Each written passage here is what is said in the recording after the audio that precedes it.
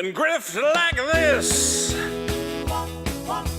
Grift, baby, grift, baby, grift, baby, grift, baby. Time for the grift, it's time for that grift, baby. You know you gotta grift.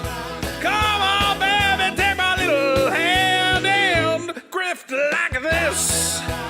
Ladies and gentlemen, boys and girls from all around the world, it's world famous Monday Night Grift with your host, Vito Gesualdi, who's definitely prepared for the show and not scrambling to adjust his web camera. How are we all doing? What an intro. Drunken Atheist likes that intro. Yeah, it's amazing. Welcome to the show. All right. Well, what are we going to do? We're going to talk about a movie. The movie is, I don't know why controversial. I don't know how this is controversial. There seems to be a critical consensus, but the audience hates the critics. They say the critics are wrong. The movie is fantastic. That movie is, of course, Black Adam. We're going to talk about the movie Black Adam. I've invited a number of people who have also seen the movie. We're going to hopefully have a difference of opinion. We're going to be polarized and talking about all sorts of things. How do I get that off of there? And we're going to see who we get in here. But one person we have is the Drunken Atheist Studio is here. Hello. What's up, man? How you doing? I'm doing all right. I'm doing good. We're doing a slightly early show because I got to get out of here at some point. But I think we got about an hour and a half. I think should be enough time to talk about Black Adam. People can leave in and out as they need to. But you did see the movie, yes? Yes, I saw it the other day in IMAX on a pre-screening. Yeah, one time I tried to do one of these and I didn't check with everybody because I just assumed. I was like, well, everybody's seen Batman. And then I was like, all right, guys, well, let's talk about the Batman. And then it was like 8 guys who hadn't seen it and me. And I was like, well, this is going to be a fucking shitty show. But here's somebody who has seen Black Adam. It's Rhea. Rhea's here. Hey, Hi. What's up, y'all? Thanks so much for having me back Rhea. on. I'm excited to have you. You're always such a delight. You bring a very important perspective to the show, which is not just loud, obnoxious fat guys like myself. Thankfully, you provide a little something extra. Let's see. Everything seems to be working. Eric Escobar is here. He says, Intergang versus the 1999 WWE roster. I don't know. That Intergang has flying motorcycles for some reason. So I don't know what that's about. And Devin, a new friend of the show. Devin is here. Hello, Devin. Yo, how goes? How's everybody doing? I think we're all doing okay. Everybody feeling good? Feeling pretty good. We might have a couple special guests join us here and there. I mean, we'll see who comes in and out. But let's quickly take. Did we lose DAS? No, I'm still here. I'll be back in just a second. Okay. All right. Well, let's quickly take a survey of who likes Black Adam and who does not like Black Adam. I will start because it's my show, and I very clearly did not like the movie. I think some people saw that I put up a review where let's be honest. I didn't want to use the title Black Adam as a dumpster fire, but the titles I wanted to use were like so inflammatory that YouTube would have just pulled the video entirely. I wanted to say it's murder porn for children because it's just about a big god man who goes around and kills people to a cool rock soundtrack, and you're supposed to go, that's so cool that he's killing all those people. But I couldn't call it that, so I gave it a more generic, inflammatory title. I think the morals are all over the place. I like an anti-hero story, but I just thought that the way it was handled was sloppy and kind of silly. Rhea, I think you liked it. I enjoyed it. Yeah, definitely. Yeah. Okay. So, but like, when you say like it, like on a scale of, I don't know, what's your favorite superhero movie? That's a good question. I think my favorite superhero movie, compared to this one, would probably be Guardians Volume 1. I think that's the closest comparison. Yeah. So on a scale of like Blade Trinity to Guardians of the Galaxy Volume 1, where would you put Black Adam in the pantheon of superhero movies? Blade Trinity wasn't that bad. But I guess okay. Maybe in the center. Yeah, I think it's more like dead ass. Like a 6 out of 10. It's like something to watch. 7 out of 10. Yeah, I gave it a 7 out of 10. Let's see. Greedo says I'm racist hates that this movie tried asking a complex question and cast a non-white actor as the lead. I don't think it's racism. I think that's a very ridiculous assertion. Thought I saw another comment I like. Oh, and somebody asked, is there anything Rhea doesn't like? Well, Rhea is very, very kind. A lot of these things that we poo-poo on, Rhea goes, no, there's a lot to like. And I go, all right, fair enough. Devin, did you like or dislike this movie? Yes. Yeah. Well, so you're kind of mixed on it, it sounds like. I think that the Rotten Tomato scores were pretty accurate. Which yeah. ones? Those, yes. Well, actually, if we look at Rotten Tomatoes, and I can't bring it up on screen because it'll screw up what I got set up. But real quick, taking a look at the current score for Black Adam, it's 40%, or actually 39%, which is really low. And if you look at the top critic score, it's just 29%. But of course, the controversy comes when the audience gives it a 90%, which I don't know. I have my theories as to why they do that. I think a lot of people are rebelling, saying, well, finally a superhero movie that doesn't have politics is what I hear from a lot of people. And I'm like, okay. Which is insane. That's an insane thing to say. It about is this very movie. insane. It's This very movie untrue clearly as well. has politics. Yes. Yes. That's what drives me nuts about it. I'm like, did you miss the part where he called Intergang a bunch of they were destroying his Imperialists? heritage? Yeah. Imperialists. I'm like, what do you guys think politics are? But I guess if you kill enough people and you have a cool enough soundtrack, then it qualifies as not having politics. Drunken Atheist Studio, what was your takeaway? Okay, I say like the first 25% of the movie, I was really like, oh, this is rough. As soon as the sequence that you talk about in your review, where they where he's killing all the mercenaries and everything, I'm just like, oh my god, am I in for 2 hours of this? Because this is not interesting.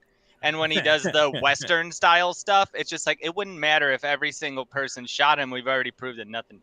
Right. Very weird choices for the, like, you know, those are like the marquee scenes. The like, okay, we're going to slow it down and this is going to be funny. And I'm like, he's impervious to bullets. Why are you doing this? See, but in the middle and third act, when they start introducing all these different types of looking characters like the Hawkman and Dr. Fate and everything, that's when I was just like, okay, this is, they kind of riled me back in. And overall, I liked it for the most part. I'd say it lands somewhere in the middle of the DCEU films. But, you know, that reviewer said it's the worst movie ever made. I don't think it's even close to the worst movie ever made by DC recently. Right. Let me be clear. So my review, okay, obviously I'm very negative about the movie because it's doing some things that I just think are insane, and we'll talk about that. Is it as bad as a Wonder Woman 1984? No. Is it as bad as a Batman vs. Superman? No. So it's just kind of, you know, like you said, I did agree that the beginning is extremely rough. It does eventually kind of find some footing, but ultimately this is just kind of a very messy, sloppy film with what I think are some very abhorrent morals about the nature of, is it cool to kill people or not? I'm like, just why are you even touching that territory? Why is that even a part of this movie? Anyway, like I said, I've got a lot to say on that. I don't know if we're going into spoilers at any point. We're going through the whole movie. So here's Okay. how I like to do this, because I'm an idiot, and this is clearly the least creative way to talk about the movie, is I just have it queued up here, and I'm just going to go through it bit by bit, and we'll stop as we need to discuss what we think needs to be discussed. I think it's just the easiest way to get our thoughts out. So if there's a scene later on that you want to talk about, trust me that we will get to it as we slow roll our way through Black Adam. Cool. Does that make sense? That's perfect. That's Fantastic. that's the only way I'll be able to remember everything. It also helps to jog your memory. And Eric Escobar did make a very good point where this had katana levels of exposition. Some of the exposition in this movie, I'm like, why did you not just cut that? What was the point of that scene? I'd also like to give a shout out to Brian Babin, who gave us $5. Let me be clear about this show as well. Pretty much every episode of Monday Night Grift gets copyright struck for one reason or another, probably because I'm playing licensed music because I think it's funny. All right, so as part of that, it really helps when you guys donate in Super Chat and whatever else. We don't make a lot from this show, but it helps me reserve Monday nights and make this happen. So thank you so much, Brian Babbitt, for 5. And Max Tech says I'm stealing from Eve. Well, maybe. I don't know. All right. Ladies and gentlemen, welcome to Kahndaq. Kahndaq 2600 BCE. Now, how many of you guys read the comic books? I've never read a Black Adam or Shazam comic. Yeah. Apparently there was a prequel comic that has a lot of exposition that would have helped the movie if it were included. I had a couple people mad at me because I defended them using Kahndaq. Because some critics are saying, well, you know, this movie wants to talk about the Middle East, but it doesn't have the balls to set it in Iraq or Iran. I'm like, well, because that's not where Black Adam is from. They're making it whatever to the comics. I think that's fine. But as we learned, Kahndaq was a magical city where the evil king forced all the people to mine for, I keep calling it Ethereum, which is not correct. That's a type of Bitcoin. It is Eternium. These are the early day crypto miners. I know. This is a movie about crypto bros. They're the ultimate evil. I want to thank Eric Escobar for sending a super sticker. I don't know what the sticker is of. Someone in the chat tell me because I can't see the stickers. Oh, thanks for the poop emoji, Eric, you moron. All right. So the evil, I didn't even notice this before. The king literally has a pentagram already carved into his flesh. Okay, well, that's interesting. But I will say this. I find the story of early Black Adam to be, I found this to be interesting. Just the way they did it was having the kid just do this 6-minute info dump was just like, man, that sucks. Because this actually looks really interesting. It's kind of a cool little backstory about how Black Adam got his powers and everything else. But it's just this kid going on and on about they were slaves, but then they found a rock, and then the rock, and then they were going to kill the kid, but then they gave the kid powers. I'm like, this is too much to jam into 6 minutes. What did you guys think about this whole informational sequence narrated by the kid? Who I did not like that kid very much either. I mean, the kid's name, I think his name is Amon or something. I didn't understand when I first was watching this movie and now knowing who this character is at the time. Like, yeah, I'm just like, why is it a child narrating this? Is this the kid that we're seeing in the scenes and they're narrating it as it's happening? But we later found out it's a different kid. So yeah, that was the only frustrating part for me, was like, you know, this annoying kid voice telling us like all these really like impactful, I guess, like backstory lore building events. Well, I don't like when movies do, like, obviously when you do a big voiceover, like a cliche in Hollywood is, oh, that's because you it's like a last resort almost to rely on voiceover to try and tell the story. Like I think of the movie Dune, where they're like, oh my God, we can't explain all of this. Just do a big stupid info dump voiceover. But I think one of the more famous Hollywood examples is Blade Runner. I was going to say Blade Runner is also another one where they're like, the audience is not going to understand this, so have Harrison Ford give the worst voiceover performance ever. There's actually rumors that he purposefully did the bad voiceover, but I think it worked. But it makes it seem more noir. Yeah, it actually went to the benefit of the film. Yeah, because he just sounds tired and bored. I'll say this though, like when you do the voiceover, why not just tie it into the movie? I don't know why they didn't cut to like that kid in his classroom talking about the history of Kahndaq or whatever. It's never put into reference. It's just, let's open the movie with this kid narrate. And also the DC films have had too much narration as well. Wonder Woman 1984, didn't that also have a huge narrated or no? What did she narrate? Oh no, what do you call it? Zack Snyder's Justice League. There's a part where they're talking about how Darkseid came to destroy everybody or whatever else. And again, it's another huge info dump. That one was at least like cinematically impressive. But I just think these voiceovers are too much. I think it's just like a cheap, easy way. Just like, what are we going to film all this? Just have somebody talk. We'll get the money shots and then we'll spit it all out. I mean, I think it would extend the runtime of the movie a great deal. And I think I would rather have it as one Black Adam movie than them spread it out into a trilogy. Just get it all out. Show me this stuff. Well, I would almost make the argument that I think all this stuff back in ancient Kahndaq is like infinitely more interesting than watching a kid on a skateboard goof around. I wouldn't have minded if the first 30 minutes of the movie, or even if it was intercut, if like it keeps cutting back and forth between his life as a child and his life now, Like this was all very I interesting. thought for a second they were going to do that because like they had a few moments early on in the movie where it was like him having a flashback to like the old time, and then he would wake up, and then like so I thought it was going to be more interlaced like that, but eventually they just abandoned it. And a part of it is like this movie has too much going on in it for as thin as the plot is. There's just a lot going on. So like I understand why they let off with like this giant exposition dump, because nobody knows, like the general audience doesn't know who Black Adam is. They don't know about like his power or origin or any of that sort of stuff. So they got to put that in there. Plus they're going to have enough time in the film to give that character his arc. Plus they're introducing like the Justice Society and all of those dudes. And they got to give like at least a couple of those characters some kind of arc. You know, there's a lot going on. So this is probably what they settled on as being the best way to kind of get an introduction into this world.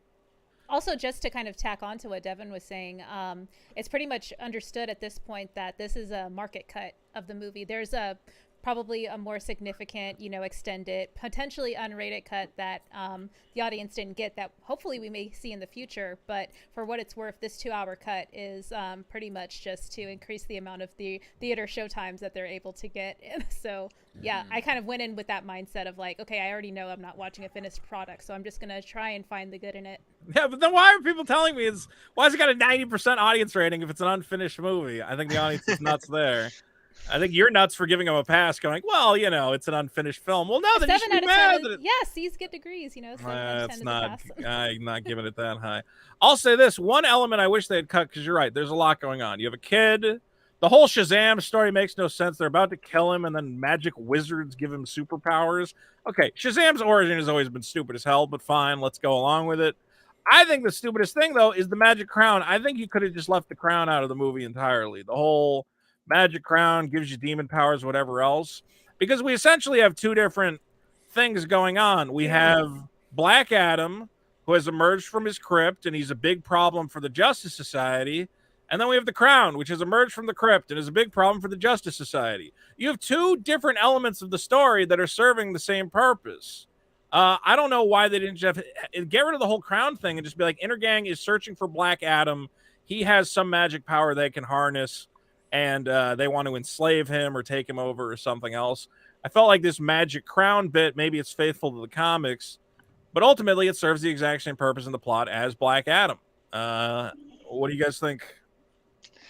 Did you like the magic crown journey? It kind of does make that two people who are like the same power level facing each other, which I would say that this movie, although I liked it, it's full of cliches, things we've seen in superhero movies like 10 years ago. Like stuff we've seen in movies like 100 years ago. Like, what if he fought Satan? Oh, really? That's your bad guy? Is literal? Okay, fine. All right. Well, here's what we find. Yeah, go ahead. One thing I'll say about that is that I feel like a lot of a lot of what happened with like using the crown, and then like and a lot of it ties into like a lot of his conflict with Justice Society ties into the moralization of the story, and it's just like it felt to me like a cowardice on the writing side. Like they didn't want, like they should have, in my view, they should have gone all in on the whole setup of Justice Society basically being like Team America World Police. They come to the Kahndaq and their fucking wreckage shop on this vaguely Middle Eastern city, and like there's people protesting, they're cheering for Black Adam, against the supposed good guys, and there's this whole conflict there. Like they should have just leaned into that, but then they bring in the crown, and it's like, okay, so now they're gonna team up together to get the crown? The crown is just a crown. We didn't even really get a sense of who the villain in the movie was until like halfway in. Yeah, we had no idea. Later. Well, would you argue that we kind of had foreshadowing hints with with how Ishmael, I think that guy with like the short curly hair, ended up being a descendant of like the king character who was like, plotting to take the crown during that whole expedition, or sorry, I don't know what the word is. When they went into the caves to get the magic. Yeah, they went into the caves, and basically he like betrayed everyone in order to try and steal the crown. And so we spend the first half of the movie of him pursuing the family that escaped with it. So I'm going to say this that I'm confused about: was Ishmael in charge of Intergang? No clue. No idea. Well, clue. let's talk about Intergang real quick, because Devin, you bring up a good point. Is that this movie flirts with like some interesting ideas? Ideas I know some idiots would say, "Oh, that's too political. I don't want that in my superhero." No, that is interesting. The idea that you live in a very war-torn, occupied country, and the Justice Society of America or whatever, who supposedly cares about law and order, only shows up the second a magic guy pops out of the ground. And you're like, why didn't you show up earlier? Why didn't you help our people? And you claim you care about our safety, but you're really only here for one stupid thing. Why didn't you come and stop this evil Intergang? And I'm like, well, that's kind of interesting, kind of, but I don't really understand who Intergang is either. We never know. We never find out who's in charge of these guys. I think a lot was cut. I think so. Did they ever say in the movie that these guys are mining for Eternium? I don't think so. See, my belief is that it must be like a cut scene, because at one point when he grabs that bomb out of the air, it said Eternium on it. And I said, okay, so I guess that's why Intergang is here, is because they're mining that to turn it into bombs. But again, it's like, I don't really know why they're here. I mean, that was just my reckless assumption. Yeah, that never played in again, because they use it. That's the only thing that hurts Black Adam, and then it never. Yeah, they really up again. They really foreshadow that too, like that it hurt him, that he's wounded, and he has to get taken care of. But then it never comes back into play. Yeah, it's even a big slow motion where he holds the bomb, and you read Eternium, and I go, oh, that's gonna be like an important. And it's like, no, it's about a magic crown. It's a hunt for a magic crown. I'm like, well, do they want to make the crown into a bomb? I don't even understand. It would actually make more sense if the bad guy was trying to make like another crown, and that's why he's mining it. I don't know. Benjamin Wheeler for 10 says, is there any hope that comic book movies will return to the same level of Endgame, Logan, in terms of eliciting real connections or stakes in the storytelling, or is it all paint by numbers? I think it's still possible to do. I just, you have to build up your relationship with these characters across multiple movies. Both Endgame and Logan had a bunch of build up. You got to meet the Wolverine character across 20 years of movies. Same with like Iron Man. So it's possible, but I mean, they have to build up this next generation of heroes and see which ones actually resonate with audiences. DC's big problem has been trying to rush that and be like, oh, don't you feel connected to Superman and Batman? And you're like, no, I just fucking met this guy in this movie. Like, no, you can't just make me fall in love with him. Go ahead, Devin. I also think the expectation game has kind of put a big crimp on a lot of these studios' ability to build like that now, because when like, there was no real concept of like a connected universe with X-Men or even the MCU during Phase 1. We didn't know it was a Phase 1 when Iron Man and Thor and all that came out. It was just, oh, it's a Thor movie, it's an Iron Man movie, whatever. But now that we know the possibilities of what it can all lead to, like the expectations are so high that it's almost going to be impossible for them to live up to that again. Yeah. Did somebody? I'm sorry, Drunken. I thought you were raising your hand, but oh no, I was hitting something. Oh, there was a. Go ahead. Fuck.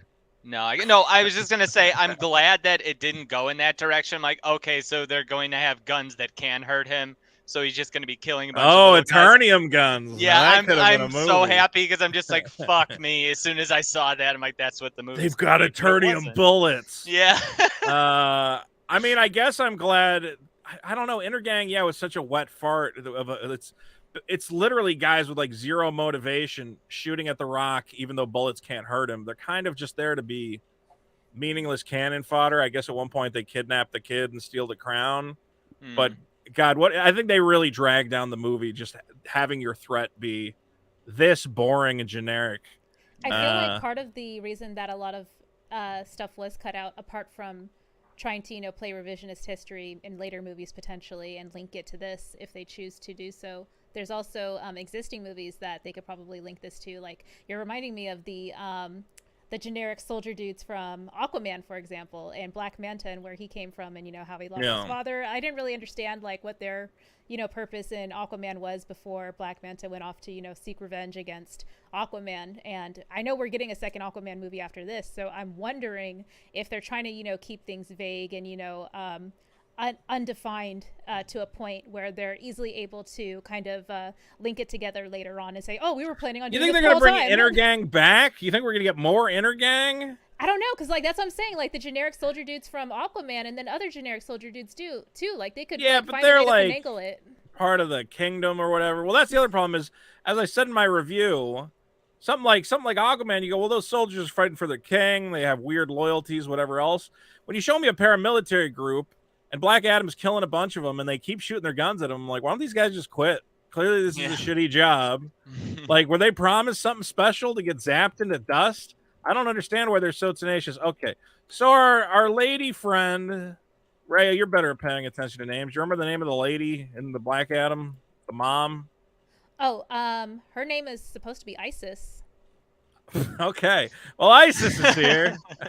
No, that's fine. And Isis brings. See, I don't understand why Black Adam and the Crown are in the same tomb, but she goes to grab the crown.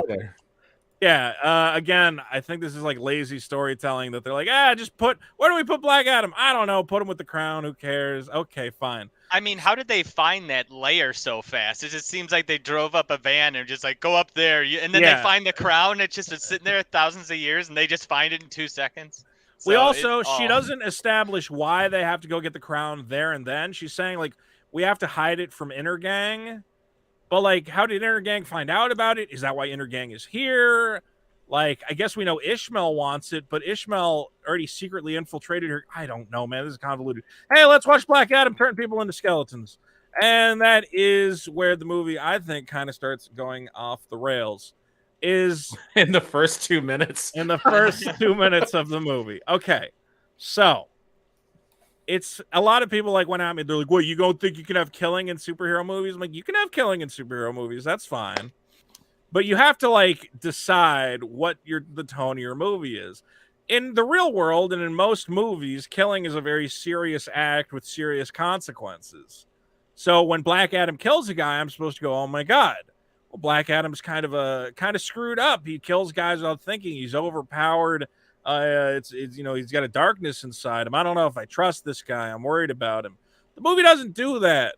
The movie cuts to him outside and they start playing Paint It Black by the Rolling Stones as he vaporizes people and puts grenades in their mouth and like whips them against the side of buildings. And the movie is telling us like, no, don't be scared of this guy. It's cool that he's murdering all these people. Look at how cool it is. He can slow down time like Quicksilver and blow up helicopters and kill. There's literally like, how many guys are in this picture? It's a lot of guys. There's like 200 guys here, and he's just going around murdering the shit out of all of them. Where did they come from, too? Where they just happen to be outside? I guess they said, you 100 guys, wait out here. Yeah. Now, Goons have a big union membership, but they've got bad benefits, man. Like they've got to work on their negotiations. What would make sense to me is if you're trying to establish to me that Black Adam is a force to be feared, you should have this very ominous soundtrack that's like da da da da. But instead, it's like, yeah, kill all those motherfuckers. And yeah.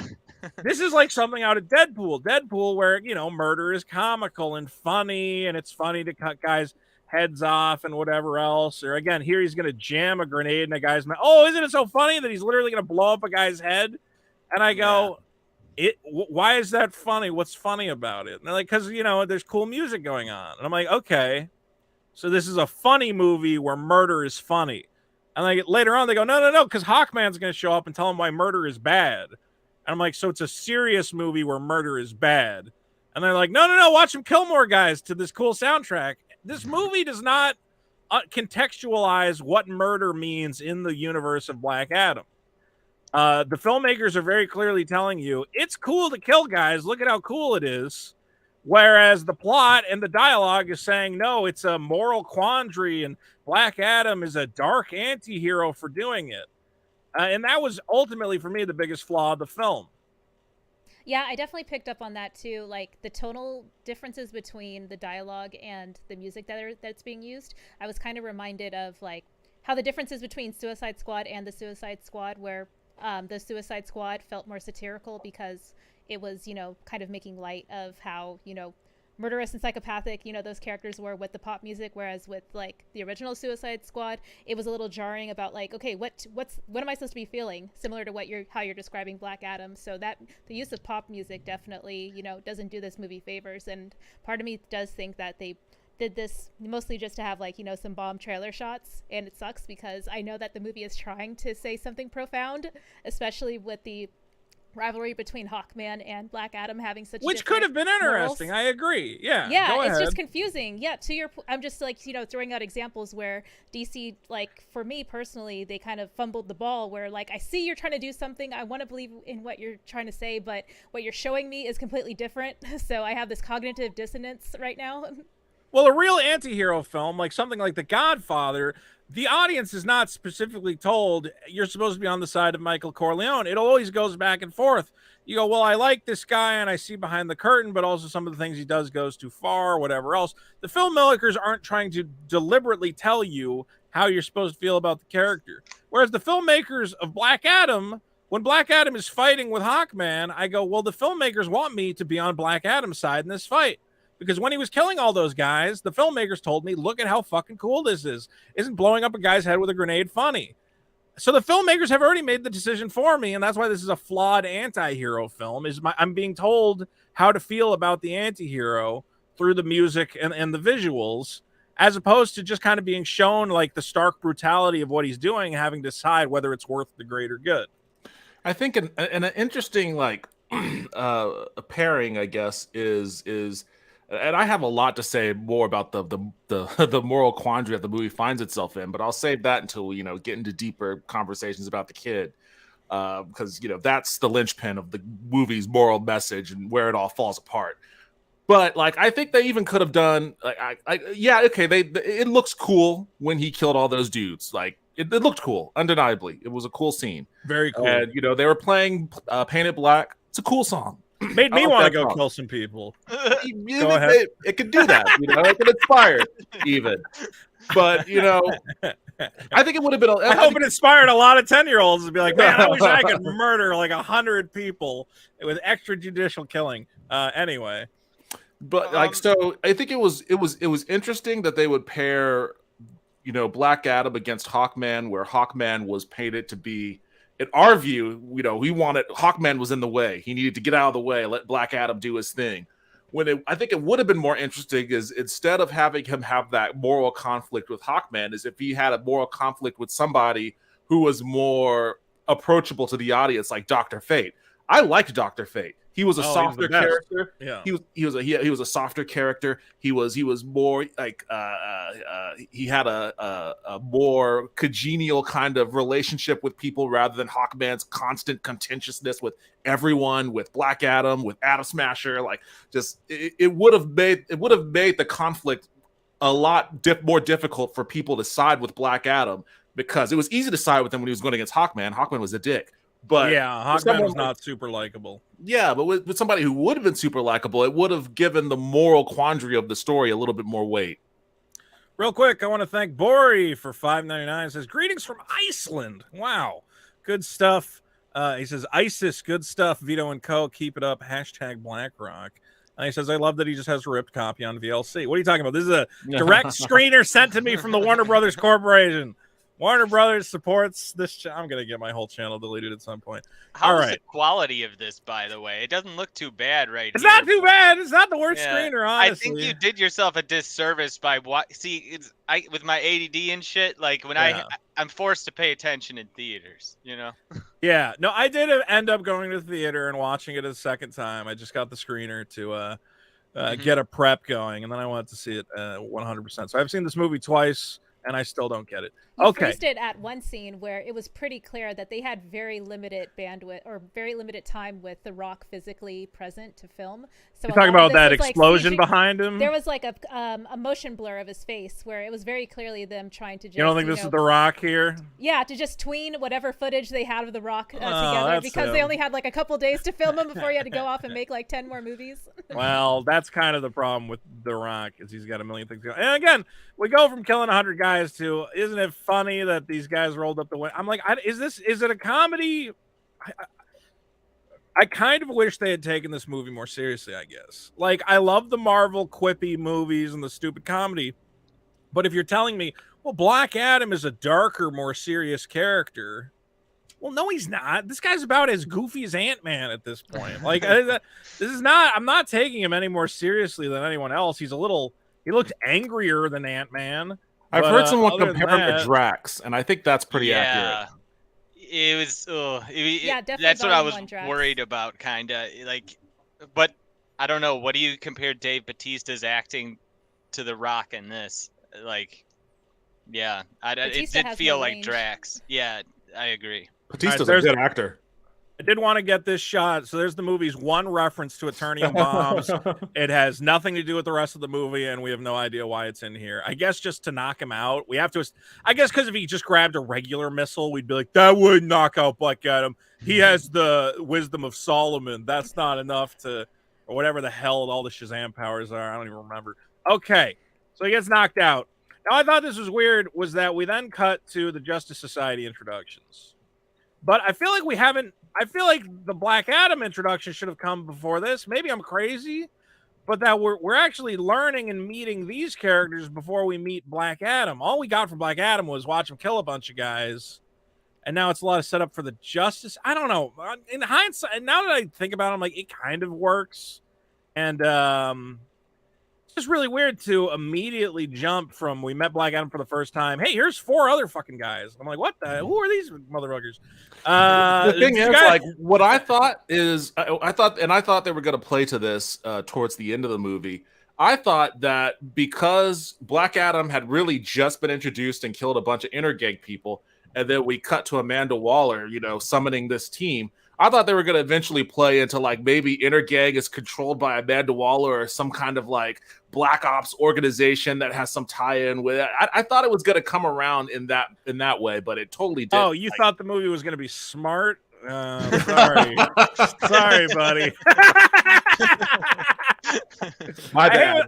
I love when the audience is smart and oh well, obviously that means Intergang is going to. No, none of that. Unfortunately. They're just a bunch of guys who are vaguely racist, who exist for The Rock to kill. All right, so we're gonna meet this kid. I don't know why. I just don't like the kid. I don't know if like I'm just against kid actors.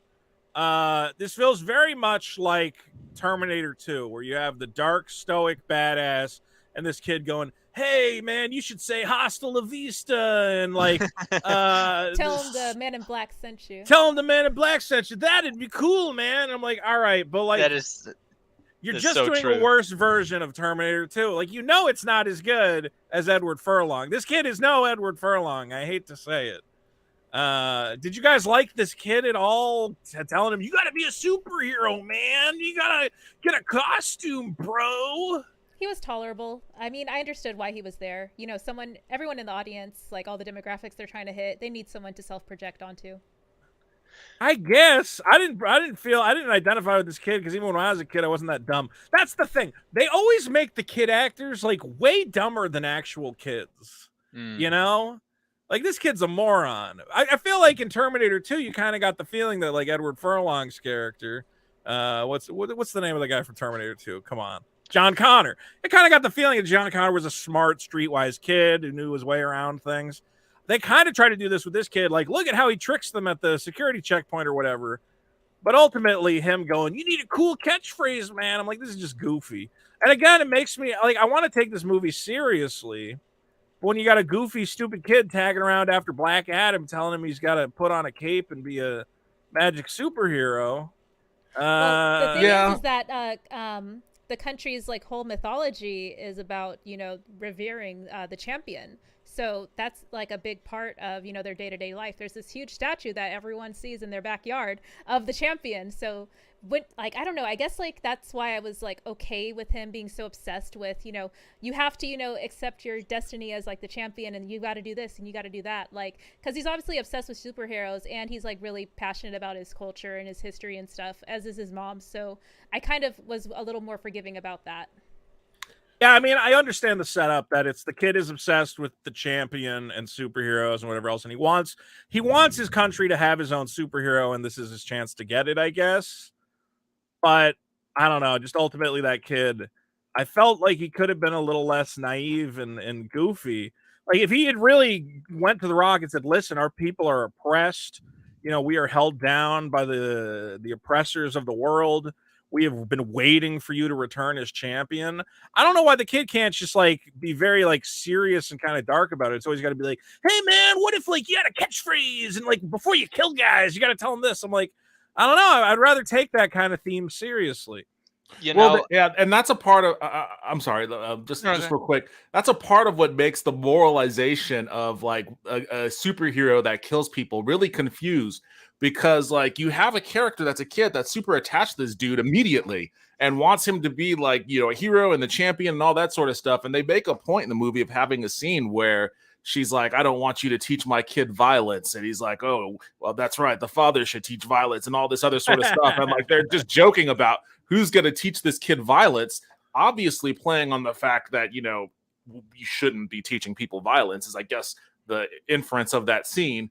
But then it's undercut by the rest of the movie explicitly teaching violence, like, and having no no consequences for it. Like, there's no consequence. Like, yeah, I'm trying to hold off. You're going through the movie. I really want to get to this kid. We're getting there. I promise. I do want to say, though, that reminds me, because if we're talking about Terminator 2, one of the great things of Terminator 2 was that, yes, John Connor was like, you could be our hero, you could be our savior, but you can't kill people. You can't kill anyone. Yeah, shoot him in the knees. Wrong. Stop killing. I want you to be pure. I want you to do whatever. This kid sees Black Adam like whipping people against the sides of buildings and dropping out of the sky, and he goes, "Our hero is here, the great champion of Kahndaq, yay!" And I'm like, this kid's a psychopath. He should be the moral center of the movie, going to Black Adam and going, "I wanted a hero, not a murderer. You're not what I expected. You know, I expected a champion. Something's wrong with you." And it should be Black Adam having to win the respect of this kid and going, "You're right. This country deserves a true hero. It doesn't deserve a guy who doesn't care and just, you know, kills people without thinking." And that theme is completely absent from the movie. I'm kind of in the same boat as Devin, where I'm just like, once we get like further on in the movie, then I could like express my. All right. Let me keep going. Here we go. All right. So the kid goes up and he tries to summon Diamond Dallas Page. Yeah, that's what I thought too. I was like, "Oh, they're gonna do the Diamond Cutter." Sadly, DDP does not show up. They're searching for the mom who has the magic crown, and then they do the weird. This was such a weird sequence, the gunslinger joke. I don't even think we need to touch on it. It just was like so out of nowhere. Doesn't work. Yeah, even the setup for it. People go, "No, they set it up." I'm like, not really. No, doesn't. He walked past the TV, and the TV had a cowboy movie on. I'm like, that does not make any sense whatsoever. Okay, so we're gonna have the big fight. Is that what we're doing here? Is that he's got these guys he's gonna kill? Blah blah blah blah blah blah blah. I don't know why did they leave these two motherfuckers on the ship instead of just all of them? It was really weird that Dr. Fate and Hawkman are like, we'll take it, and then you guys show up like halfway through for no reason. I guess because these guys are the younger members, the inexperienced ones. So just kind of stay out of the way. We'll handle it unless shit gets hairy. That's what I took it as. Did you guys like these two? Their little like kind of relationship and being the goofy rookies? Yeah, okay. I think they have a nice kinship. I didn't pick up on like, I didn't necessarily think it was going to be romantic. I just think that, you know, they have like a bond, like as being like junior members, and you know they're learning and growing together. So yeah, there's a mutual respect there.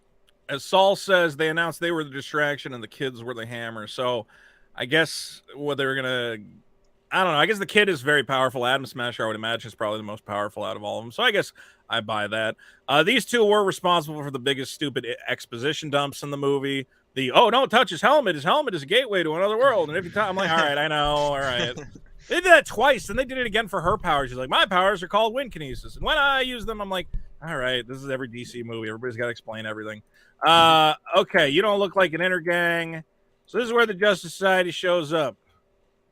What do we say about this fight? Honestly, this fight's fine. It's like good looking, but it was cool. Yeah, it was cool. Okay, so the movie's got a cool fight in it. I don't have any real issues with this fight. If anybody feels like they need to say anything, let me know. I thought that was a cool moment, like when Dr. Fate grabs the backpack and he accidentally touches the crowd and it gets that glimpse of the demon world. I thought that was actually a really cool piece of cinema, like the one clever thing this movie actually did. But again, it's one of those like, it's lucky that he touched that lady. It's kind of like everybody's in the right place at the right time. Yeah. You know, there's so many people on that street, but thankfully Dr. Fate touches her. I did love all the Dr. Fate stuff. Pierce Brosnan, I think everybody has said, we're so sad, spoiler, that Pierce Brosnan does die in this movie because Dr. Fate was so great. Yeah. I loved him. And again, he was like the most relatable character, kind of like a Batman almost.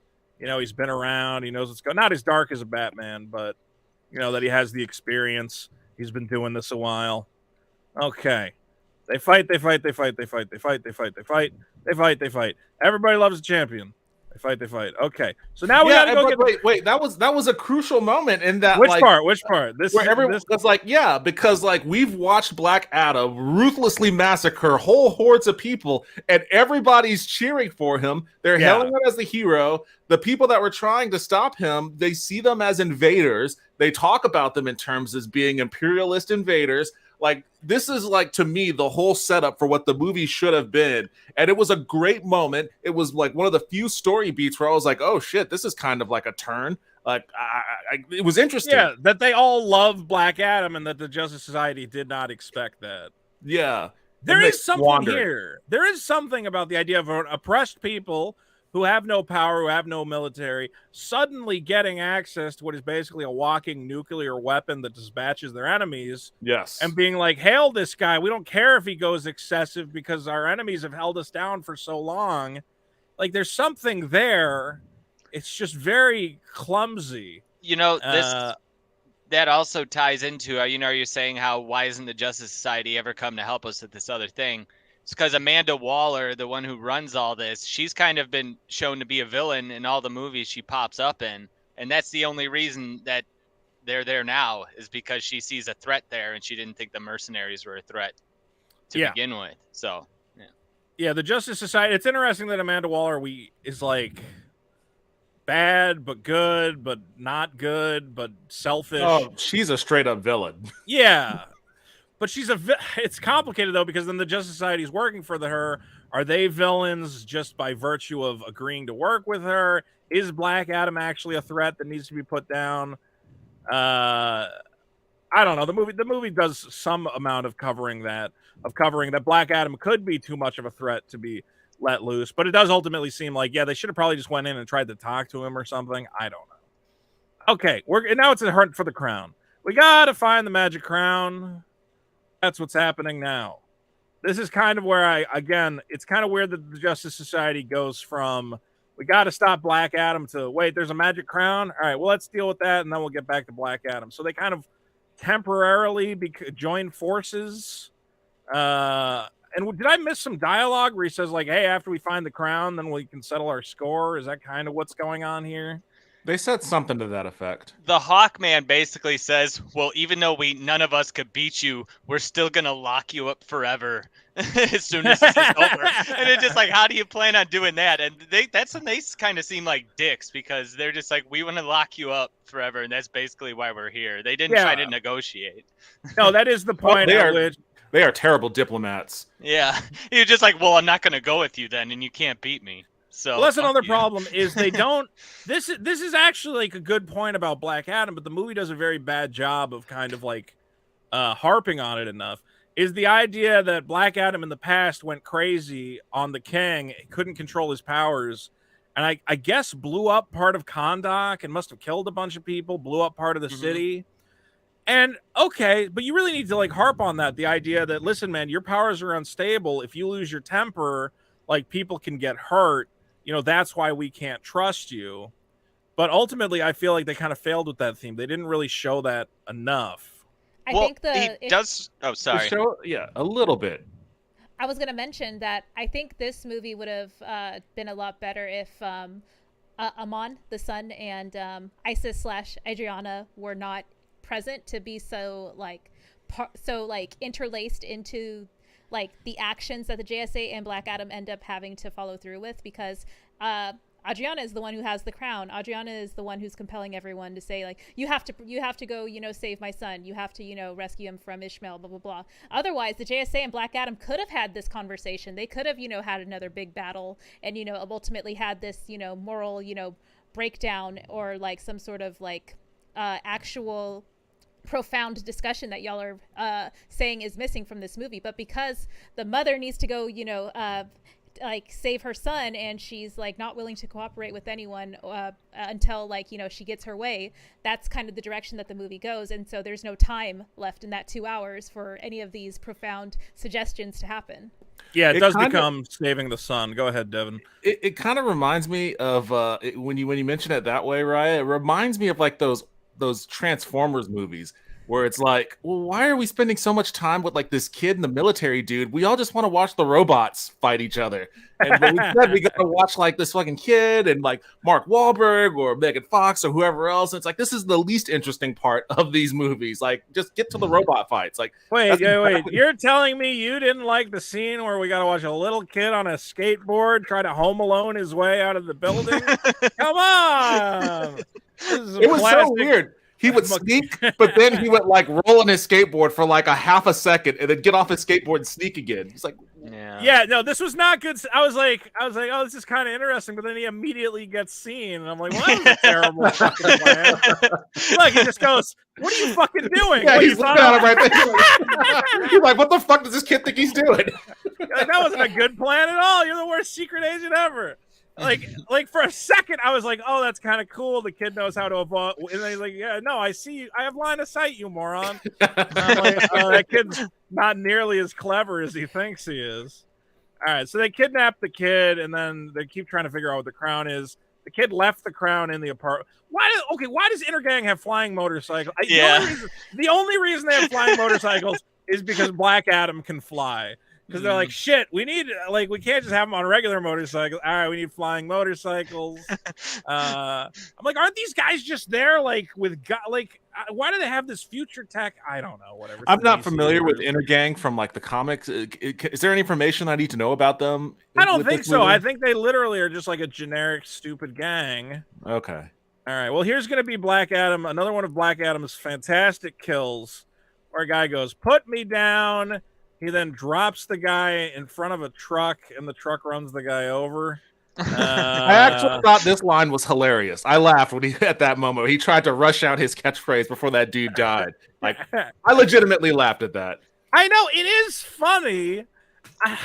Again, it's just like, it's at odds with like, all right, well, if killing people is funny, then clearly murder is good. I don't know.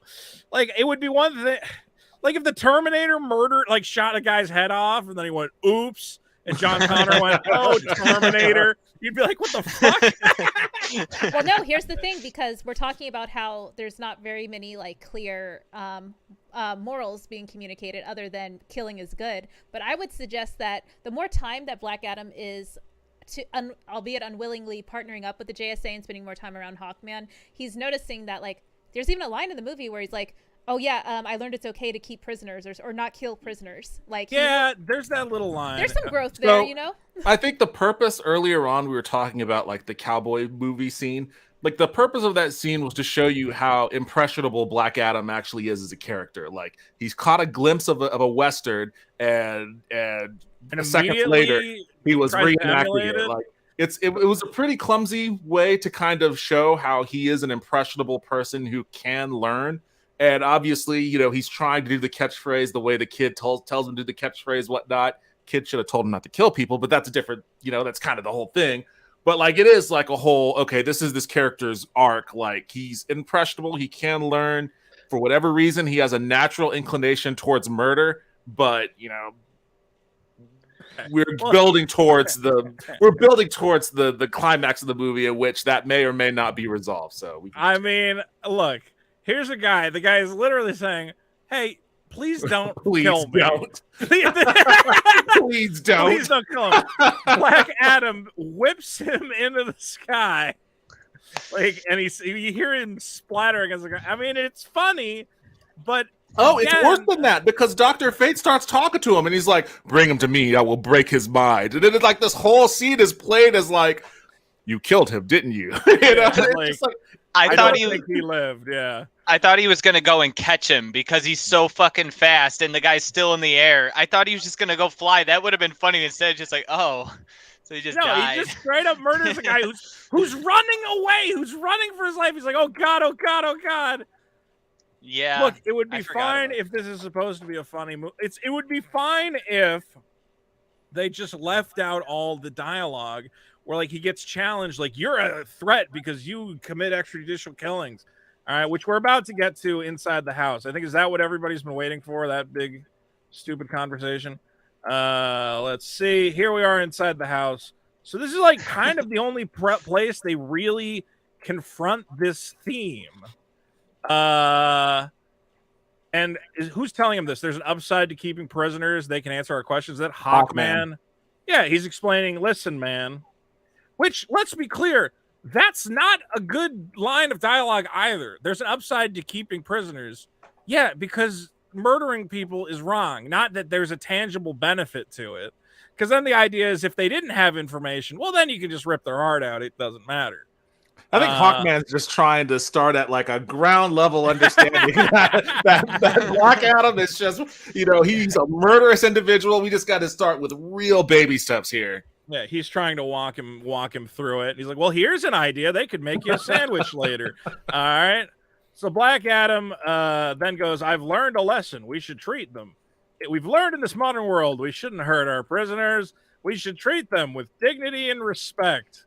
I audibly laughed out loud at that moment because I thought it was a joke. I didn't know it was like a legitimate learning moment for him. I thought he was being sarcastic because he sounded sarcastic. He was being sarcastic. They had an ongoing conversation about what sarcasm was, him and Dr. Fate, too. That's true. So I think he is being sarcastic. Yeah, he was being sarcastic because he takes those guys and, immediately flies them up to the sky and like drops them. And either of you guys fly, he grabs them, pulls them into the stratosphere. Hawkman goes, don't you drop those guys. And he goes, I'm going to drop whichever one of you doesn't tell me where the kid is. Ends up dropping both of them, which Hawkman then has to save. But Black Adam then says, I knew you were going to save them anyway. So it was kind of like a good cop, bad cop, even though all cops are. But you said you wouldn't hurt the prisoners. And he goes, I didn't. That was sarcasm. Oh, he got him. We got him. He got him. Look, card. The zingers are fun. This is all fun. But then you just have to... So you said this movie was bad? Well, the problem is that the movie can't be pretending to be serious then. Because, like, Hawkman is very clearly being serious. Talking about, like, hey, you shouldn't murder or whatever else. Like, just leave all that garbage out. If it's about a guy who flies guys into the stratosphere to kill them, and ultimately, let's be clear, it's a bad moral. If the movie's not supposed to be like a comedy movie, like a Deadpool, and it just, I don't know. There's a lot to consider here. Let's keep going. I really want to get to the point with the kid, but let's keep going. I just want to add one more thing. It's like, I understand these arguments about like what morals are we teaching, with this movie, but honestly, like if the world was like full of like billions of superheroes with similar powers, I would understand that argument. But because there's only like a few, dozen, if not like hundreds of folks like with these even like comparable level of powers, it's kind of like this movie is exploring that like the idea of like a champion savior hero type of dude. If you have the power to fly around like a god and pick people in the air, you have no reason to kill anyone because you're like infinitely more powerful than them. So it's bad to be like, well, no, it's okay because they're generic grunts. They don't have souls. We're never going to explore what any of them want. It's like, it is like more. Well, the argument he makes is that, I forget, I think he may have said it to Hawkman, is like, these people, for every criminal you let go, they go out and commit more crimes, and how many people fall on you for not stopping their blah blah blah blah blah. The whole, the Punisher basically mentality. So he uses that as his murder philosophy. The Punisher is also a bad guy, though. We know we are not supposed to agree with the Punisher, but I hear a lot of people going, no, Black Adam has a point. Like, sometimes you need a dark hero or whatever else. And I'm like, no, don't identify with him. We celebrate vigilantism, like with all of these superheroes, though. So, like, who's to say one is more, morally grounded than the other, I would say the ones that don't kill are a little bit more morally grounded than the ones that do kill. The ones who are fighting like other superpowered beings, like when Superman fights a crazy alien, I go, well, that's a whole different thing. It has nothing to do. If Superman found a guy robbing a jewelry store and beat his face to a pulp, we'd all go, oh my god, why? You're Superman, for the love of God. But I want to go ask: ahead. is Batfleck still canon in this timeline, or is all the Yeah, I think Snyderverse so. wiped out? Because he killed a lot of people. Oh, him needlessly. branding criminals. We all knew that wasn't cool. We're like, why is Batman branding Yeah. people? What a psychopath. Bobster says, sorry to miss tonight. Gonna go see Black Adam. Have fun, Bobster. We love you. Thanks for coming by. Okay, so here he finds Ishmael, who has the kid, and he wants the crown. Oh, the magic crown. It turns out that Ishmael is a descendant of the Magic King. And because he's a descendant of the Magic King, he wants the magic crown. And is this a useful argument here with him and Hawkman? Let's see. He's basically saying this is my fight to fight or something. Not your son, not your country. I don't know what that's about. Okay. I can't go through I can't like play scenes because Warner Brothers will just rip this whole thing down. Yes. So I have to try and remember what was said. Okay. So Black Adam, they give the crown to the guy to not shoot his son or to not shoot the kid, but then he's going to shoot the kid anyway. And you've just given me everything I need to become a god. And then Black Adam does the this is really bad looking. I think his face looks really pasted on here, but maybe I'm crazy. Tries to save the kid from the bullet and does manage to do so. But does the kid get hurt here? Yeah, well, I think it was when Black Adam starts to rage, like his power gets out of control, and I think that's when he hurts the kid. What happens to the kid? How does the kid even get hurt? I don't even. Let me see. Right here, I guess, is where it happens. Does he get blown clear of the explosion? Like, it would make sense if right here, like, yes, this is Black Adam proving, yes, your powers are too powerful and you don't have control over them. And that's why we have to, like here, the big guy shields, what's her name? Adam, Tornado. Smasher, and Cyclone. All right.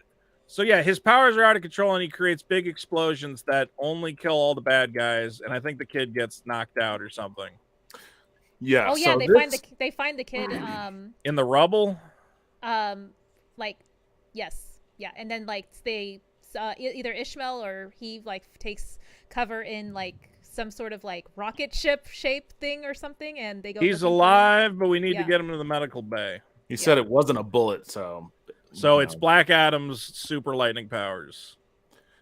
Okay, so here's the thing. Like, I think that the kid should have died. I think the kid should have at least got his arms blown off. And I think like if he showed arguably, up in the next scene with no arms, you would have been like, well, clearly Black Adam is out of control. But yeah, go ahead though. Well, I mean, slightly, I feel maybe more brutal than just flat out just being killed, but like I feel like he should have died, and like the mother should have ended up hating Black Adam, like because at least that would have given some consequence to Black Adam's moral philosophy. So like. The whole idea of this kid's existence is that, is this moment. This is the reason why this kid's in this movie, because he gets hurt and it causes Black Adam to be like, oh, my methods are wrong. Like I wield power in a very reckless manner and someone who I cared about was hurt from it. He ends up saying Shazam and going off to that prison and where he's submerged and locked down. And it's this whole idea where it's like, okay, because of his inability to control his rage, his proclivity towards just reckless murder, he ended up, hurting this kid who, looked up to him as an idol. Again, I think the kid should have died because I think that would have had more weight.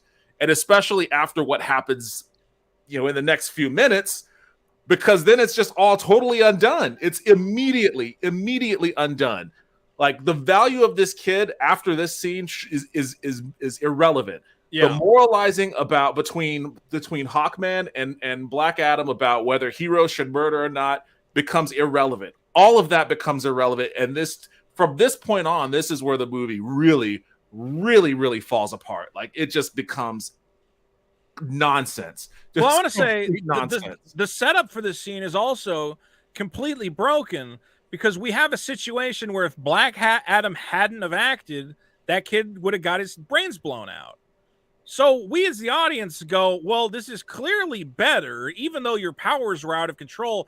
You literally none of us died, and it was better than the kid getting shot in the head. It would have been better if it was a situation where, he saw the bad guy the kid wasn't in any actual danger, but just because he went over the top and he went too hard attacking the bad guy, that the kid got blown up in the collateral, then we would have said, yes, that was completely unnecessary what you did, and you put people needlessly at risk. But the weird part is he did save the kid from the bullet. He that's accomplished that goal. So everything that happened, like when he raged, that was completely unnecessary. So, but it happened like within a fraction of a second in the same scene. So it's like, wait, we're really confused about what's happening here. Did the kid get hurt by the bullet? So much so that they had to put that line for Pierce Brosnan for him to specifically say to the audience, it wasn't a bullet. Like, why would he say that if not to just clear confusion of what just happened there? The movie is basically saying you saved a child's life, but like you could have saved his life a little better. So you're so evil that we need to lock you under the water forever, which makes no sense. Rhea? Yeah, I was going to add that these scenes that we're criticizing, I feel like are better given context with scenes that follow them, because we learn through another exposition flashback that his son dies a very brutal death, but via arrow shots to him, and he wasn't able to save him during that moment. So his son basically sacrificed his life to save him. So I guess Amon is obviously his replacement son in modern in this time period. So I think for him to really come to terms with fulfilling his actual son's end goal of liberating Kahndaq and all that stuff, like he has to have his replacement son see it to actually mean something. He never really developed like this father-son relationship with the kid, though. Like he's kind of forcing that on that kid pretty quick. Didn't they hang? In what scenes did they even hang out? Like when he met the kid at the beginning of the movie, and then I don't think he sees the kid again. Well, he saves the kid because I think he's looking at the statue and like the kid's under attack, and he's like he saves the kid there, but then he immediately he goes and has a big fight. He doesn't have a conversation with the kid. It would have honestly been better if it was a thing like Terminator 2, where he'd been hanging out with the kid the whole movie. But again, he saved the kid's life. Why does he feel bad about saving the kid's life? Oh, but I knocked him out a little bit. Like he didn't. Again, if he had blown off his arms and his legs, that would have made more sense, and that would happen in my movie, because sometimes you got to go hard in the paint. Clearly some of you disagree. Colton Felchak for $4.99 says, what would make Black Adam good is if they added the Harry Potter music from the Soulja Boy console, the whole movie. That is a deep veto cut, Colton Felchak. I tell you what. All right, can we move on from here? Anything else? I'm moving on. Okay, Black Adam goes, I can't believe that kid got knocked out after I saved him from literally getting his head blown off. I'm a monster. Makes no sense. And then has the flashback where we learn that the young boy was not, in fact, The Rock. It is, in fact, his son. His son then saw his father was about to get killed by the king, so he transferred his Shazam powers to his dad and then got arrowed to death like crazy. Where are the arrows? Show me. Oh, nah. You guys remember Homestar Runner? Yeah. Yes. Yeah, anytime somebody gets shot with an arrow, I just remember Strong Bad and his Trogdor cartoon going, arrowed! There you go. Right through the chest. Okay. So he has a reason. This is the core of Black Adam's character. He says, this power was not meant for me. It was meant for my son. I'm a poser. I'm a loser. The wizards didn't choose me. Can't believe I'm talking about that for a movie for adults about wizards. Okay, fine. I wasn't chosen by the magic wizards. Now put me in your underwater prison, please. And Hawkman says, yes, I agree. Okay. Anything here we need to know about? I liked the twist. I never read the comics, so I liked that. I also like the twist. Yeah. That's why I said I honestly like the Kahndaq backstory. I think it's very well set up, and the guilt he has over his son saving him and him being able to save his son, and then he goes nuts and kills the king. That's all great. I wish there had been more of these flashback scenes, honestly. Like how he's always staring at the statue. He's not staring at it because it's him. He's staring at it because it's Mrs. Kid, and then you figure that out, and then he's just lost. He's on this journey. He's like, what do I do with my life? It's a good twist. It's a good twist. I wasn't expecting it. It was a good moment. I like. No, because I was weirded out watching the movie because I was like, wait, is The Rock 12 years old? What is this movie? Is that a 12-year-old boy? I'm confused. And I'm like, oh, okay, that's a grown man. The funny thing is, he goes Shazam, and then he turns back into the body of the He Rock looks circa exactly 1999. like yeah. He's like a slightly smaller Rock, like a pre-HGH Rock. And that also syncs up with Shazam because it shows that the Wizards, they give it to innocent children. They give it the power instead of corrupted adults. It kind of matches up with the two movies, I felt. He does still look built, though. I'm like, you should have put him in like a big fat guy or something. All right, put me in prison. Get a whole different actor. That would have been fun. All right, so the kid's fine. Again, blow out his eye. Give him an eye patch. That's cool, right? Kid loses an eye. Everybody likes a kid with an eye patch. Okay. They put him in underwater prison, which I don't understand. This part's not underwater, right? That chick was Peacemaker. I liked the world building because there's a Peacemaker and the Suicide Squad connection. What's her name? Harcourt or something like that? Hardcore? Yes, that's it. Yeah. Oh, that's hardcore. I didn't even make that connection. I'm an idiot.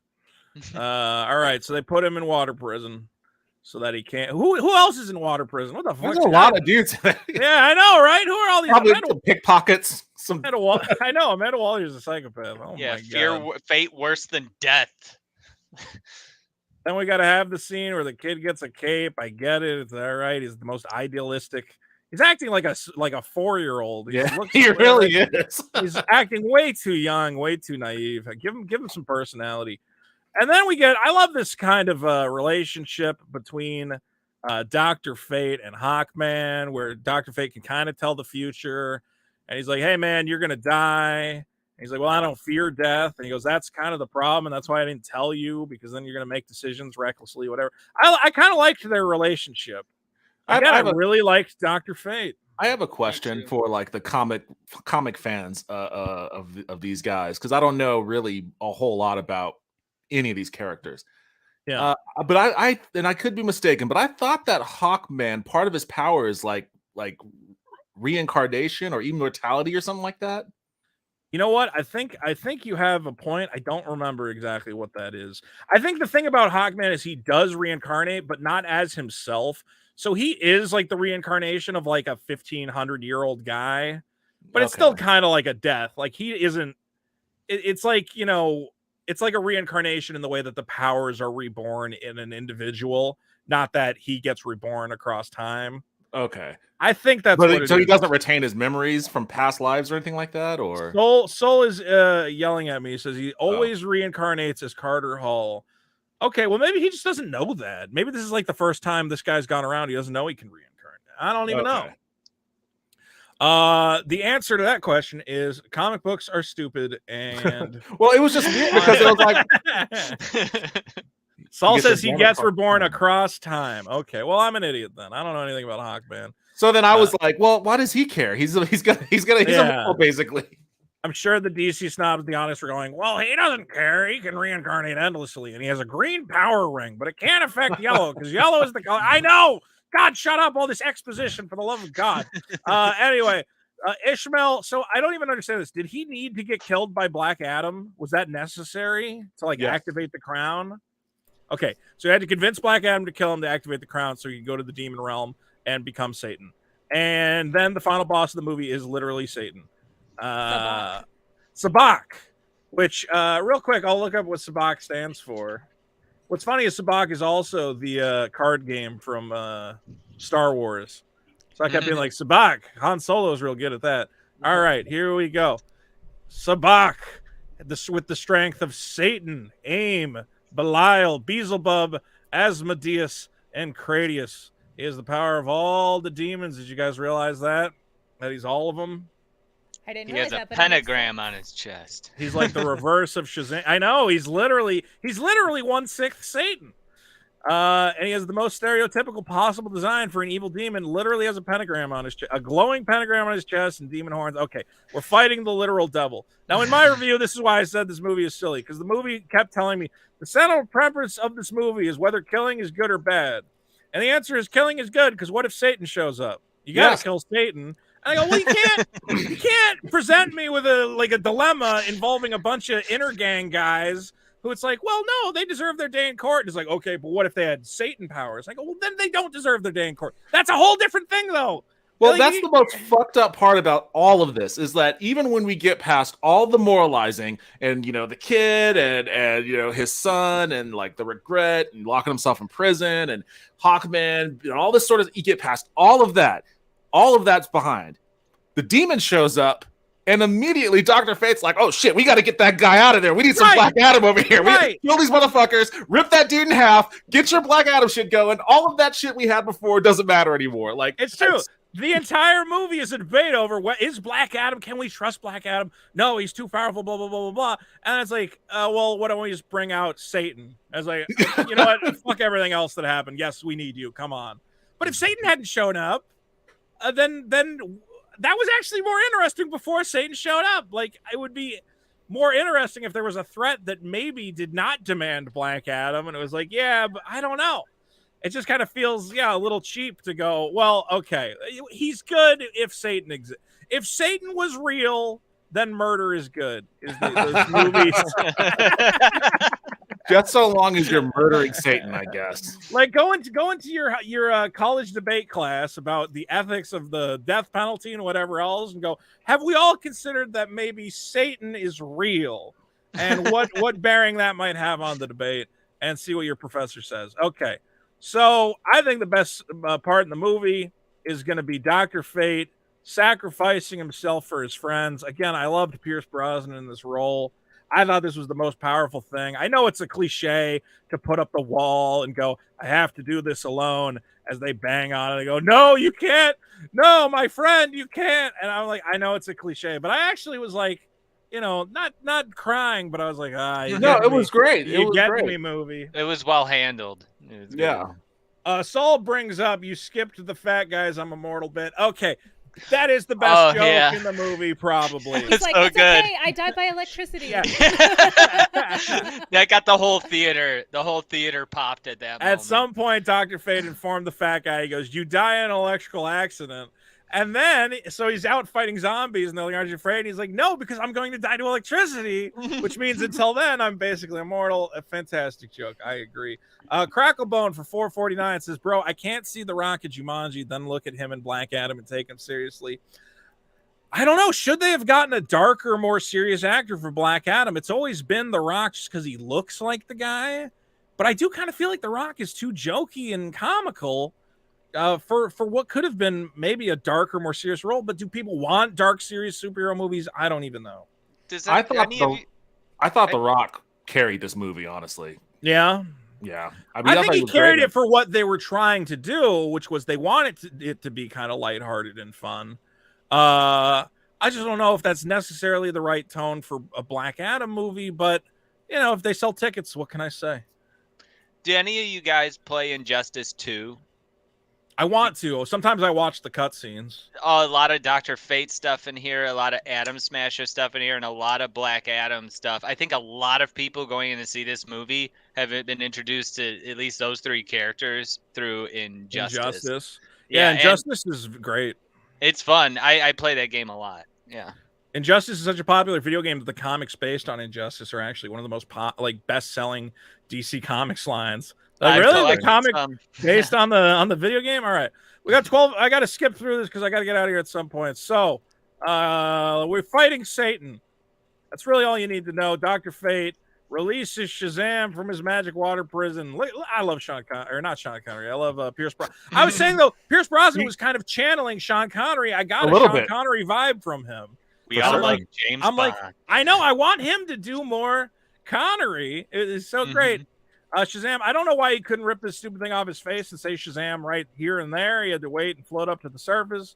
Yeah, but he does it. Yeah, it was a little weird. I mean, I know they wanted to do the floating in the water. It looks majestic, sure. It ruined the pacing of the scene, though, and I'm just like, come on, you're screwing it up. But yeah. Yeah, you're wasting my time. Yeah. Great. Well, the scene where he was fighting off all those dudes, it was shot really well. I mean, that looked cool. Yeah, the one underwater, it's kind of like slow-mo. Yeah. Although the DC universe, I got to be real, there's so much of this goddamn slow motion. But whatever, that's just superhero movies for you. I can't complain about slow-mo. Here comes Satan. He's fighting a million Dr. Fates. He's trying to get to the throne for some reason.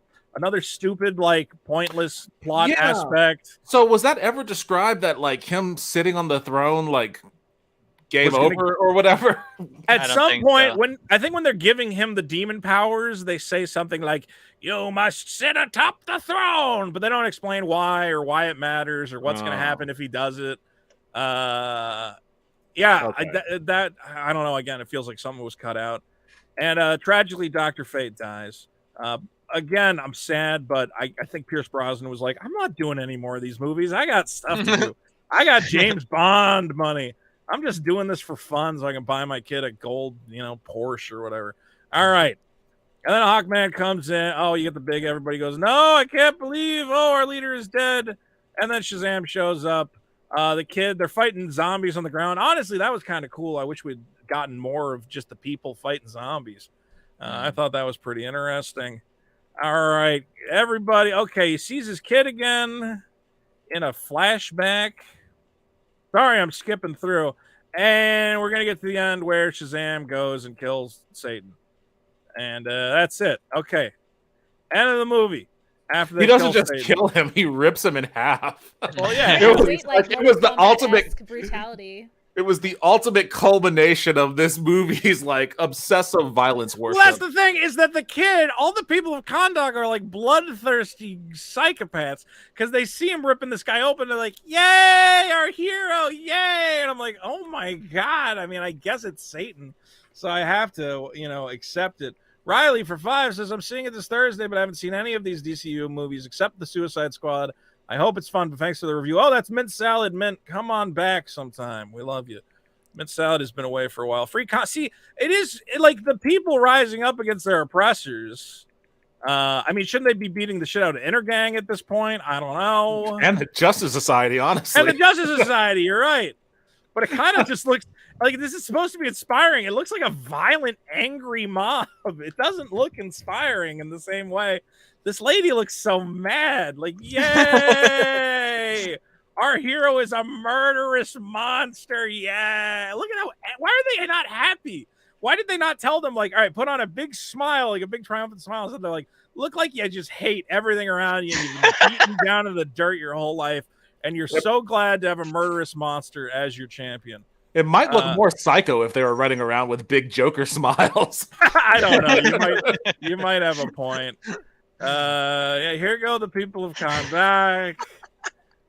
And then is he gonna blow him into pieces here? Yeah. Nice. Oh, you ripped him in half. Nice. That's awesome. It's fine. It's Satan. You can do that to Satan. Yeah, all right, it'd be weird if he did it's it to, it's not blood, it's lava. Yeah, it's magma. Molten hot around. I don't know. All right. Mercenaries know what they're signing up for, too. He could do that to them. We did it. Yay. But I think this, like, generic happy ending, again, like, it could have been so much more interesting if at the end of the movie, either the kid was like, you're too dark to be our champion, or yes, he's dark, but, we have to settle for that because it's all we have. Again, I think the kid should be dead and the mom should be hating Black Adam. Yeah, so like Black Adam is the hero of Kahndaq, but we see that some people don't accept his methods and he is over the top. But instead it just is just for what was supposed to be what we were told an anti-hero movie, it really is just this super generic long live the champion ending. I was critiquing this where he goes, hey, watch, it's fine that you want to be the champion of Kahndaq, but the justice you're dishing out can darken your soul, basically telling him, well, I hope you've learned something from us about not just killing people. And this crazy lady steps in and goes, well, actually, his darkness lets him do what you guys can't. I'm like, no. Like, yeah. He learned a lesson. That was a good lesson. He's like, well, I hope you learn your lesson about murder. Oh, wait, no lessons learned here. Why is this line? We learned nothing. His darkness let him do what heroes like you cannot. What, rip guys off the ground and throw them against a mountain? Like, yeah, I guess he can do that, but the point is, does he need to? And I'm going to argue he doesn't need to be dark to fight Satan. Superman probably could have fought Satan. Like, why is Black Adam's darkness his power? This line doesn't actually make sense because he didn't channel. If anything, him finding the light and accepting himself and accepting his failures, that's what enabled him to find the strength to fight Satan. she's now saying, no, it's his darkness that let him do it. And I'm like, no, that's not what happened. Were you paying attention? Were you even there? How did his darkness help him in the final fight? Am I crazy? It's literally the opposite of how the Batman ends. Yeah. This line makes no sense to me, that he like finds the light, he discovers himself, he becomes a true hero of the people, and she goes, no, he's got to be a dark anti-hero who hates everybody and picks people up off the ground and splatters their bodies into the dirt. It's super weird. And then it cuts to her and her kid like, yay, murder, yay. Look, they're so happy. We have a champion now. His darkness is what makes him strong. Yay. And you're like, all right, man, I guess if that's how you want to play it, it's such a weird ignorance of everything that has led up to this point. It's them trying to have it all ways at once. So it applies to every single audience. And this is what you get from these studio superhero movies. I didn't realize that the kid is as big as the mom. Oh, yeah. I'm just now picking up on that, too. He's a big old kid. How old is he supposed to be? Well, he acts like a 2-year-old, but like, again, Yeah. oh my God, you should be the champion of Kahndaq. Well, I'm like, this kid, he's clearly like 25. Like, let him act like an adolescent at least. Wow, a kid, like, with the kid this age, if the JSA said, hey, here's a cape, like a stupid souvenir cape, if this movie was written smartly, he would have looked at it and he would have went, well, that's really stupid, and there's no way I'm putting that on. And they're like, cape looks corny as fuck on him. This shot is Can I ridiculous. make somewhat of a IRL comparison? Go. I know that other countries get newer media a little bit later than us, at least like back in the day. I know this is a fictitious country as well. Them watching like an old-timey Clint Eastwood movie as if it's like a newer movie kind of reflects maybe some of their values or some of their I guess like scope of like what we might consider as age appropriate compared to like Western versus Eastern. I don't know. So that's why I'm a little bit more forgiving. I know that's a huge leap in No, I like it. Yeah. Well, the thing that I would counter that with is I would say that like there's a danger in the fact that this is set in like a faux Arab society that paints like this Arabic population as like bloodthirsty rooters of like a mass murder. I agree with that. Yeah, definitely. Oh no. There's definitely like an ADL sort of take on like, hey, maybe we shouldn't be putting out in the public this idea that like you have a hero that has this story about a superhero that has this whole message of moralizing or demoralizing the concept of murdering bad guys as an act of justice or revenge, and he has this whole story where he's in conflict with the Justice Society, as their name kind of states, where he's at odds with them. This whole thing back and forth, and throughout all, like after all the said and done, like no lessons learned.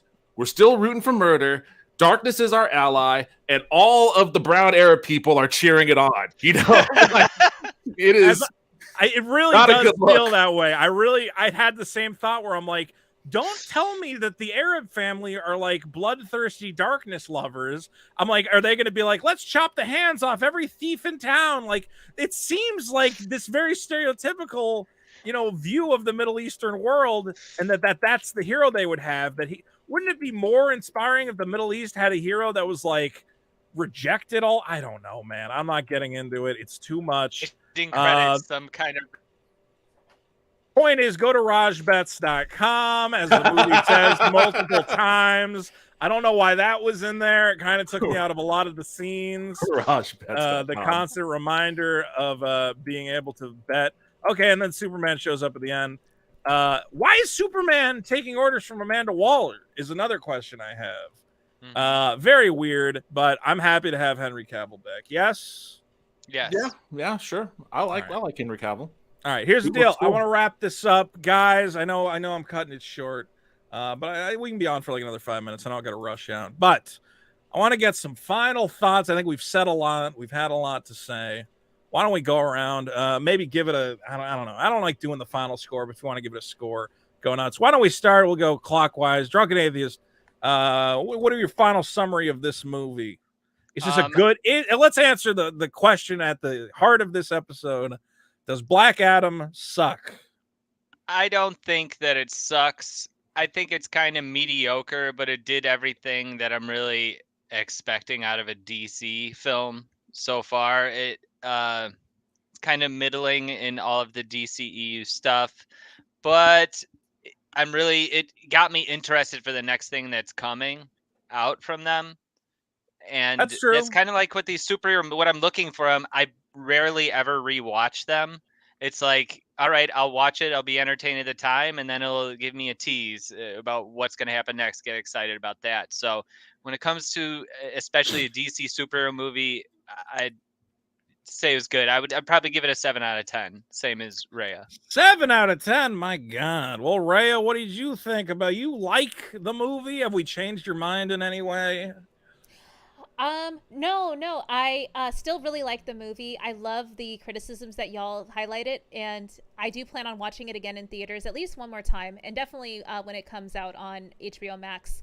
The rewatchability of the movie is pretty much like in all the different, scenes that, we dissect it. And I just want to pick up more Easter eggs and maybe just some more context around like why y'all think that the morals are so like poorly executed. Because for me, I think I'm just like projecting what I wish the movie was saying and then sort of like trying to like justify how the movie executed it and saying like, no, that was their intention, but it didn't really come out that way. So I'm still very forgiving of a lot of the faults in the movie, even though it was very clear that they existed. So yeah, 7 out of 10, although I am, cognizant of, its flaws.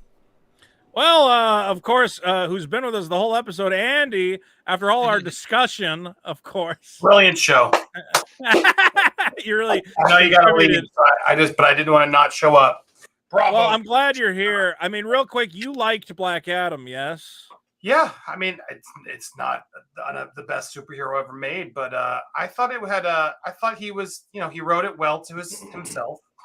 The Rock definitely doesn't like to give himself a lot of lines, and I like the struggle he had of what defines a hero. We don't get to see that enough in the Marvel movies. It was refreshing to see a hero who's like, yeah, I'm gonna fucking kill these terrorists. Get the fuck out of here, Hawkman. But is that heroism? That doesn't feel like heroism to me. And they weren't terrorists. They were mercenaries. Yeah, I mean, all these superhero movies, you just assume they're all terrorists, Vito. I don't like go and ask them who they are.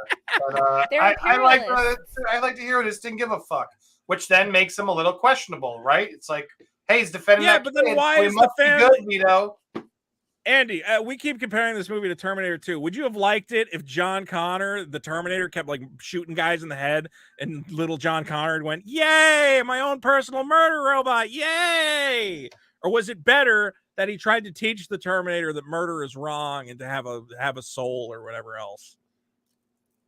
Well, John. This Connor, movie is the anti. This movie, the T-1000 or the T-800 or whatever. Whatever. Yeah, this movie is the opposite of Terminator 2, where the kid, instead of telling the soulless murder, the Terminator murders people, right? But for no reason. These guys are all terrorists. You just assumed it, Vito.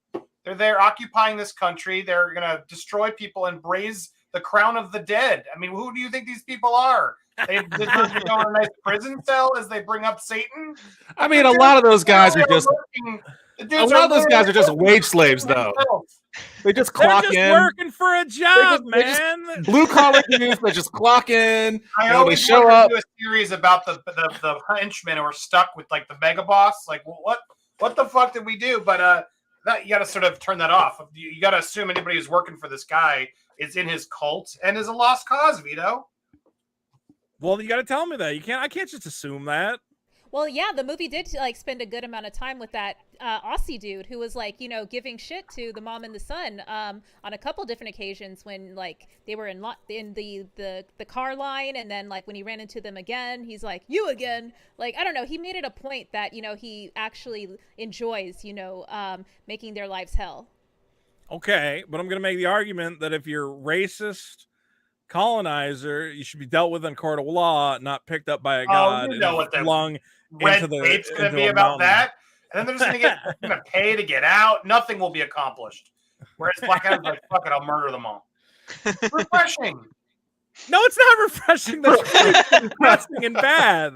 That's a really bad moral. Andy, this is like, well, I just think, that, if one country wins a war, they should be able to take all the other soldiers and line them up against a wall and kill them. Like, no, that's not how it works. All right. It's a childish way of dealing with the world's problems. Devin, give me your final thoughts. I mean, I totally side with the critics in that it's like a bad movie for certain. But I also side with the audience in that it was enjoyable. Like, I did have an odd amount of fun watching it. I'm not going to say that anyone who isn't a fan of comic book movies shouldn't see it. I think anybody who likes action movies can have a good time watching it. It had a lot of cool moments, but man, yeah, I kind of agree with you that the mixed message on the moralization kind of leaves a little bit of a weird taste in your mouth afterwards. Like, I know that they're faceless terrorists are just kind of like your go-to for superhero movies, and we could talk about stuff like Falcon and the Winter Soldier. Like, the very first episode of that show, Falcon's flying around chasing that French dude, and like they're having that sky battle, and he's clearly killing those dudes. He's killing them because they're falling into the canyons, but you never really think about it or talk about it in that context. And like, what's the difference between Falcon wiping those dudes out and Black Adam wiping these dudes out? Like, the difference is that when in the Falcon and the Winter Soldier, it's handled in a much more serious tone. And in this one, there are lots of jokes. There's painted black. There's like one-liners and all sorts of weirdness that just kind of adds maybe a little bit too much levity to the concept that they're working with. But, at the end of the day, it's a superhero movie, so you can take it as seriously as you want to. I'm going to say this. I am deeply disturbed about a movie where a guy kills a bunch of people, a magic flying Jesus man. You go, oh, thank God Jesus has come to save us. Jesus is back from the dead, and he's taking our enemies and he's turning them into ash and goo. Yeah. And like, I am deeply disturbed by the morals of this story. Dude, that's like every religion. Yeah, that's bad. That's the bad part of religion. The bad part of religion is that's wishing what I'm talking is wishing for a magic man to come out of nowhere and smite your enemies. That is a childish fantasy, and not the kind of fantasy people want, Vito. Hence, why this is a good anti-hero. No. Like, whoa, this ain't gonna fly. Now we got some conflict. Do you think Captain America was like checking to see if the dude he kicked off that boat survived at the beginning of Winter Soldier? There are casualties in war or whatever else. Okay. The so point is, you complaining about him. Did he get down into the ground with the guy and stick a grenade in his mouth afterwards to make sure his head blew up? No, they were firing at him. Who shot first? Burrito. Who shot first, Vito? Look, Black Adam is literally there, and they all fire at him. I think we are living in a very dark and depressing time where our screenwriters have not even figured out the basic moral of, yes, let's instill in our young people a belief in democracy and due process and the idea that, violence should be reserved only for the rarest of occasions. Says the man Instead, in the free country. We gave them a movie where a little kid goes, I have a magic murderous sky god friend, and he's gonna kill all my enemies. Is smiling and clapping, and his mom's going, well, that darkness inside of Black Adam, that's the best part of that guy. I tell you what, it was supposed to be uplifting. This is such a tone deaf take on the anti-hero super whatever genre. It should be, this is like Starship Troopers if Starship Troopers didn't know that it was a parody, of all the fascists at the end wearing Nazi uniforms and going, we've scared the bugs, hooray, like that was a parody. This movie is doing it ironically with its full heart, going yay for murder, yay for killing your enemies. It is intensely disturbing to me. And I can't this movie is honestly morally bankrupt. Oh my God. He does not do that by the end of the movie. He does it when he awakens from his slumber, when he's clearly in a different The mom says Hawkman says, hey, watch that darkness inside you. And the mom goes, don't you tell him what to do. He doesn't drop those two soldiers. He knows Hawkman's going to go get them, right? No, he does drop them. He just hopes Hawkman goes get them. Not going to die. He knows Hawkman, is it? I don't even know. Hawkman's going to go get him. You know, you might have had a point if the mom hadn't completely overwritten Hawkman's being like, "Hey, watch that darkness" with her final line. Isaac James for 10 says, "Glad the Monday Night Grift is back. Good to see you, Andy. Everybody's here. Everybody's having fun. Send more money to Vito. Please. Send me some money. I'm poor. Anything else we got to say here, guys? Dr. Fate was great. I will say it was great. That I was on Black Adam's side with the killing until you showed me a screen grab of the guy saying, please no. don't. And just the look in his eyes. I was like, all right, that one was not in self-defense. He gave up. Please don't. He said, please don't kill me. For the love of God, please don't kill me. I have a wife and a family. Oh, please my God. spare my life. Yeah. I am but a mere soldier, sir. Morally bankrupt movie. All of you are terrible people for liking it. Did you talk about the fact that all of Hollywood is basically just like covering for Dwayne?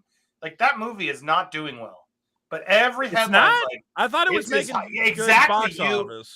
Hollywood is helping Dwayne the Rock Johnson look like he has a huge hit.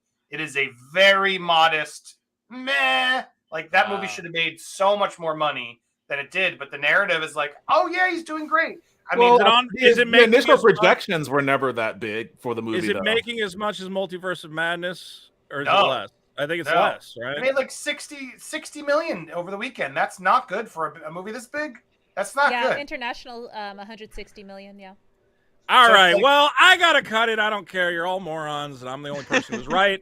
The only opinion. Real quick, everybody, plug something. YouTube.com/Rhea. We love her. Devin, we can find you at Ye Old Nerd. Spell it out for Ye Old Nerdcast. Yes. We'll have you back on. We'll get you a proper plug at some point. Check the description. Check the comments of the video. Everybody's going to remember to comment on the video afterwards so you can find their channel. Drunken Atheist Studio. And, of course, Andy Signori from Popcorn Planet. Ladies and gentlemen, thank you for coming by the Monday night. Come on, baby. Let's do the grift. Andy hasn't heard this yet. Come on, baby. Let's do the grift. Do it, baby. Take me by my little hand and grift like this. Get out of here, you morons. That is me. Grift, bravo. baby, grift, baby, grift, baby. Time Getting a for the steak. grift. It's time for that grift, baby. You know you gotta grift. Black Adam is a Come on, murderer. baby, take my little hand and grift like this. I love my steak. Get out of here, you morons. This has been the Monday Night Grift. Thank you to all our guests, as always. We'll be back next Monday with more show. Andy Signore, Devin, Rhea, Drunken Atheist Studio. We love them. We love to hate them. We hate to love them. This has been the Monday Night Grift. Goodbye, everybody. Thanks for having me, dude. Thanks that for coming ending's by. brilliant. Isn't that a great ending? It's amazing. This is the first